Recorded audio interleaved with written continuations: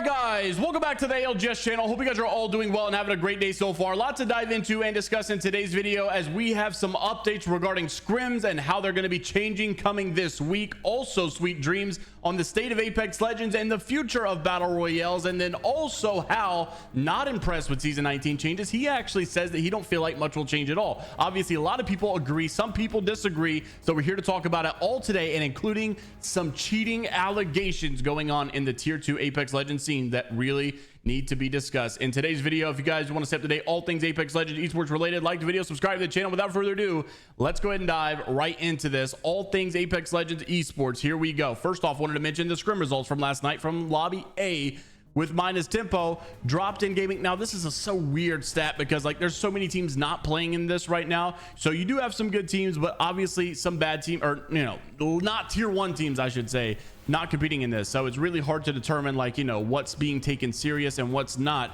Dropped in gaming nonetheless though in first place, DNO in second place, and Moist Esports in third place. Not too surprising to see. Still that League of Legends roster that we talked about in the last video still existing also there as well, but minus tempo also updated us right after this was over to say that the scrims will be basically updated pretty soon here, as they're now going to be playing on Stormpoint once again. Thank God, because they're finally back into the custom games. He says that I got a buff because making fun of the charge rifle changes, but scrims are still happening throughout the week, same time as usual, but now we will finally be going over to 4 World's Edge and 4 Stormpoint maps coming up soon with the new season 19 update. Very excited about this, and I cannot wait, because finally we will be seeing Stormpoint in the scrims again, and this really opens a conversation as to what in the world is going to happen with the entire Olympus situation. Will they be adding it into the ALGS year 4 come Pro League? Are they just going to go with the Pro League qualifier stuff? I don't know what's going to happen, but nonetheless, it's going to be a very interesting conversation if they do add it and don't bring any map changes. Also, though, we have some opinions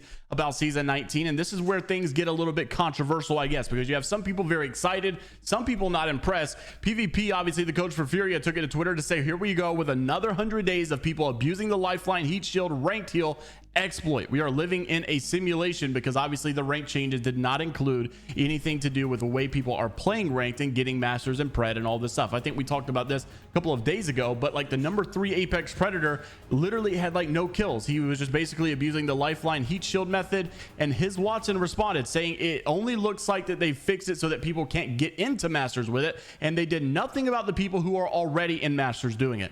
On my hands and knees begging that there's something to prevent it that they didn't put in the notes. Obviously that's very unlikely, but it seems like this could be a very common sentiment that season 19 might not be so impressive.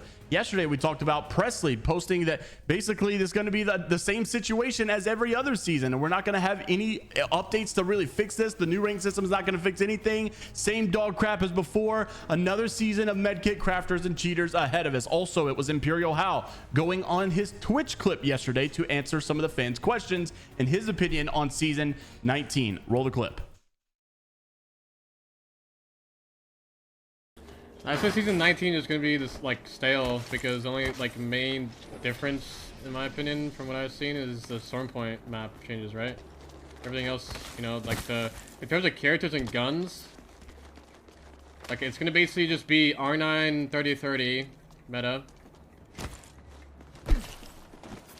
Yeah, R9 30-30 meta. Characters are probably going to be the same. Like the nerfs, nobody got buffed. Nobody got buffed, people just got nerfed. Like Bangalore Cat just got nerfed. So even if people got buffed, it was like minor. We're probably gonna land on the left. And Newcastle buffed, but like it's fucking Oh wait, there's something like tiny as shit.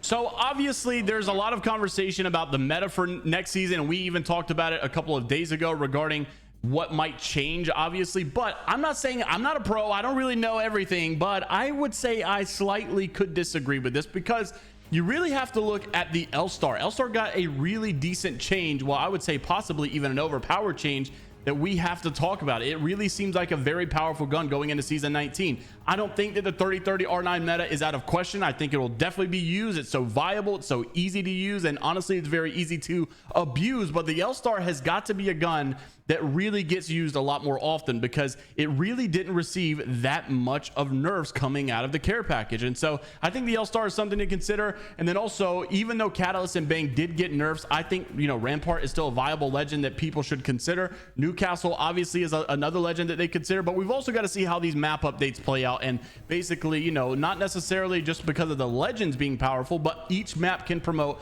a different play style as well. So we'll see how the map changes really influence the new legend meta also. Now, it wasn't just, you know, generic season 19. Sweet Dreams also was talking on his Twitch clips about the state of Apex in general and the future of battle royale games. This is a hot topic because I know a lot of people disagreed with this about the state of Apex Legends and battle royale, and interested to see what you guys have to say on Sweet Dreams and the future of battle royale. Roll the clip. I don't think so. I think battle royales are coming down off of their peak and are not going to be as popular as they have been. Like 2 years from now, I don't think BRs will be nearly as popular as they are now. What I hope comes back to being exciting is like arena shooters or 5v5s or 3v3s or something like that. Hopefully, I really hope the era of battle royales, albeit it was fantastic, comes to a close and AAA game titles start focusing on like more closed end game modes. Why are people so mad at Apex? Crow, to be fair, I don't think that many people are mad at Apex. I sure as fuck ain't. I've been way more upset with the state of Apex in the past. I think Apex is doing a lot of things right now, to be completely honest with you. Apex is making a lot of decisions right now for the future of the game that I agree with. So I'm not gonna lie, I wouldn't say that I'm necessarily like mad at Apex at any point. But I mean, I do know there are some people annoyed with the game at the moment, so I respect that. So obviously a lot of people are curious as to what will happen with the future of Apex Legends, but I think personally that the game will be doing a little bit better than maybe 2 years from now. I don't think battle royales will really be coming down that dramatically anytime soon, but I do agree that over time you might see things shift back to the whole Valorant type of mode and Counter-Strike type of games, where you see those 3v3, those 4v4 classic shooters enhance, and basically what could have been you know, implemented a lot into, like, you know, some of the game modes that they're adding, the way that, you know, you see even the finals, you know, they have this weird new mode where it's like 3v3 and there's like new ways to go into a tournament and you continue to progress, even though it kind of feels like some of the aspects of battle royale, there's so many things and ideas that could be basically tapped into that we haven't seen yet. And I do see things changing down the road, just not necessarily anytime soon. Also wanted to mention, because we're talking about Sweet Dreams, a lot of people were curious, and I even played this side in the article a couple of days ago.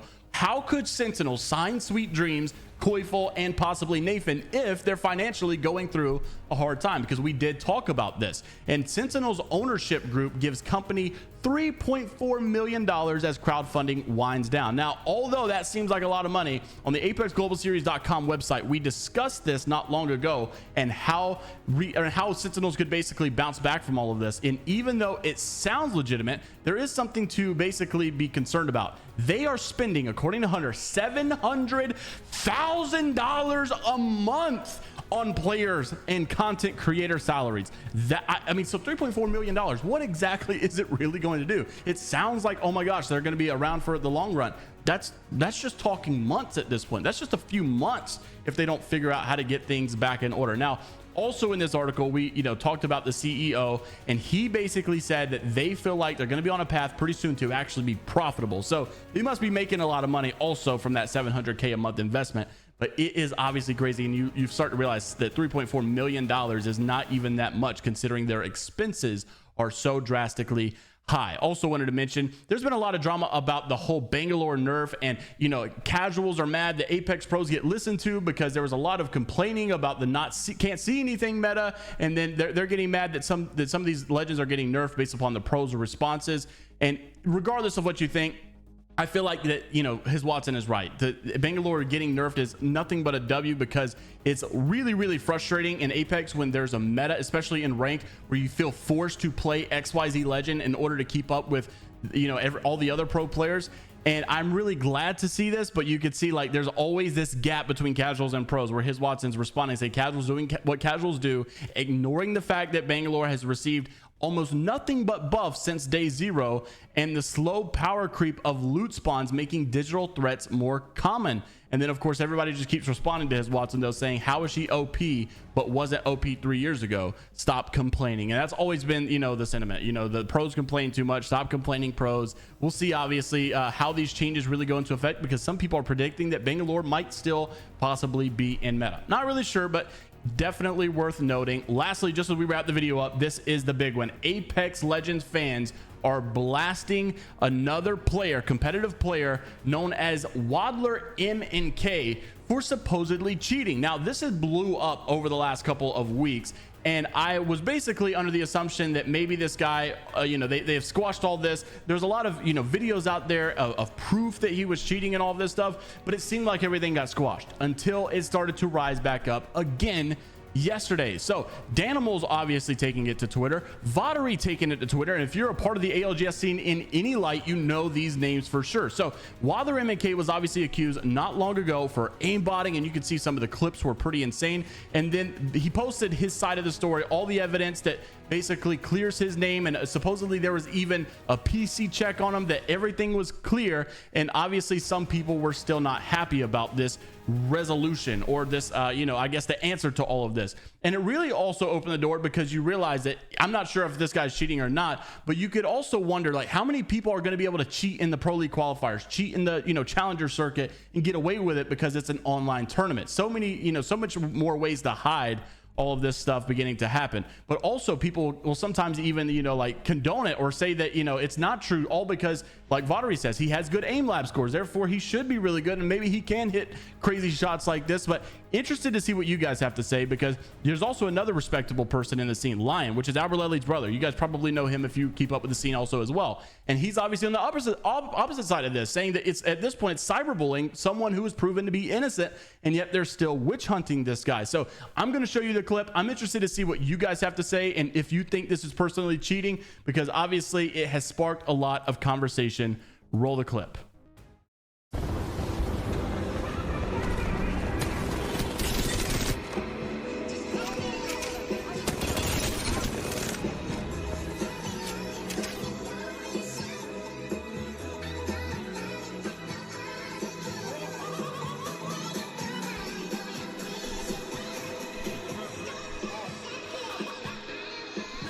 A good game, and then they fucking don't. Oh, are you ready?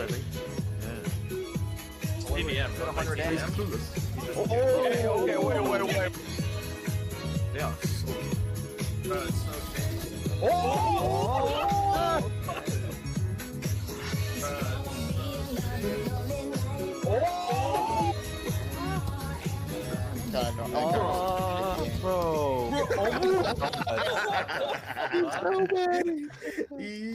So it seems to be like a before and after the allegations, and things start to change, but I'm interested to see what you guys have to say after watching that video. What would be your conclusion? Of course, nothing has been set in stone by at least at this point, because there's been no bans or anything like that. Interested to see what your opinions are down in the comment section below. Like the video, subscribe to the channel if you guys want to stay up to date all things Apex Legends esports related, and until the next time, we will see you all later, Gators.